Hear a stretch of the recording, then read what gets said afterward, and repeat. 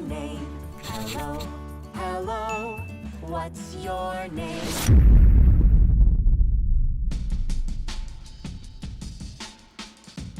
Alright you guys, so for this project we are going to need some paper. You're going to want to use a thicker paper than your average, say, printer paper, maybe some cardstock or some tag board, which I am using, which is relatively cheap. It's like $8 for 100 sheets, and it's also really good to paint on rather than buying really expensive watercolor paper.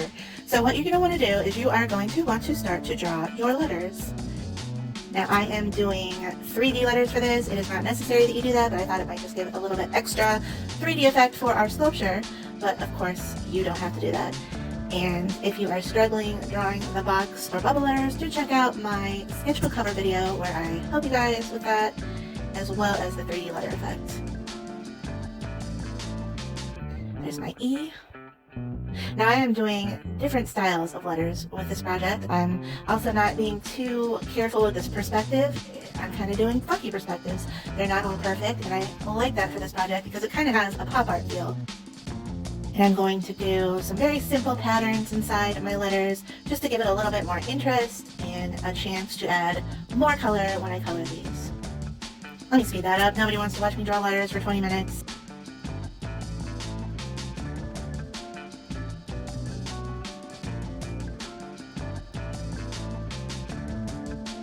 And I am adding Miss here because my name is pretty short. It's only 5 letters. And I want to make sure I have enough letters to make a nice, tall, substantial sculpture.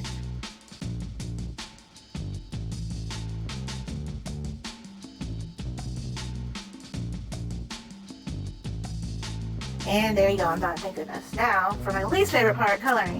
You guys, I hate coloring. I don't know, I'm an artist, so it's funny, but I hate coloring. Especially when your Sharpies are starting to kind of run out. Ugh, drives me crazy. But anyway, you want to color your letters, cut your letters out, and since this is a sculpture, you're going to want to color the back a little bit too. Don't just leave it white. You want to add a little interest to the back because you might see that in some instances.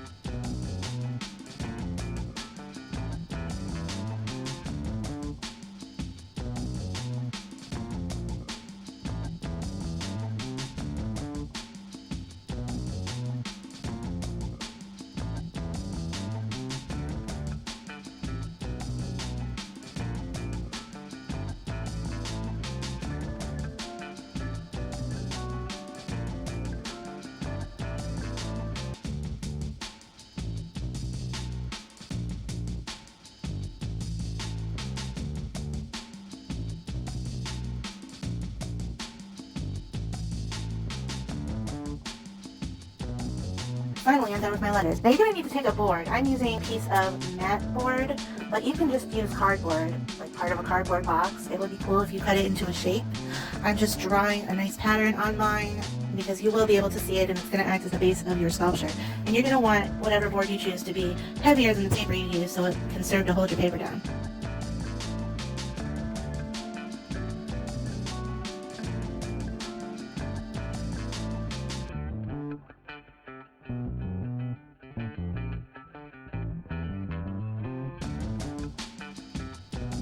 Now you're going to start to glue down your letters. You are going to probably want to use a hot glue gun for this just because of the faster drying time. So do make sure you ask for your parents' permission and be very, very, very careful. So you're going to just start to glue wherever your letters come in contact with the board or the other letters. And you're going to want to hold those while it dries because it does dry fast, but it does take a couple seconds.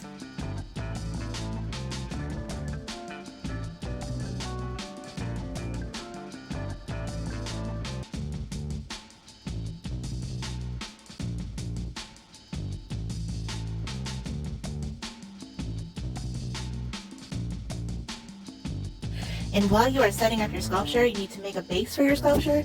You're going to want to hold those too. So I am setting my first 3 letters of my Miss on the board to make a base for the rest of my letters to grow off of. Kind of like a teepee almost. And once those are set up and dry, you will be able to let go of them and start to add on to your sculpture.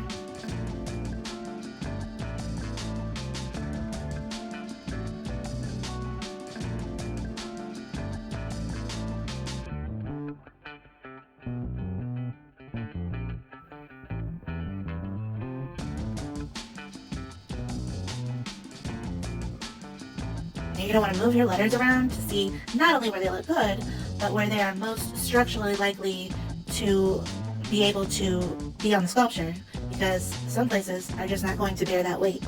So check around, see where they look best, see where they hold best, and make sure to glue them down in all of the areas where they connect with other pieces, just to give you more structural soundness.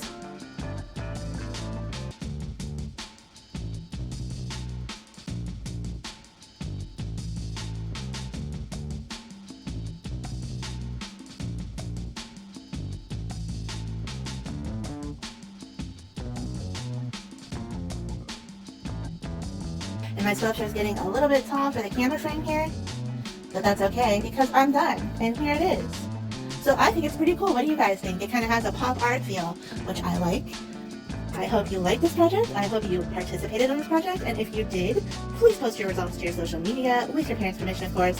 I always look forward to seeing what you guys come up with, and if you did enjoy this name project, make sure to check out the other name project I have for you guys this week, as well as the selfie project, which is a special little project for all of my lovely, wonderful Boys and Girls Club kids out there. So do know that I love you, I miss you, and I hope to see you in the next video.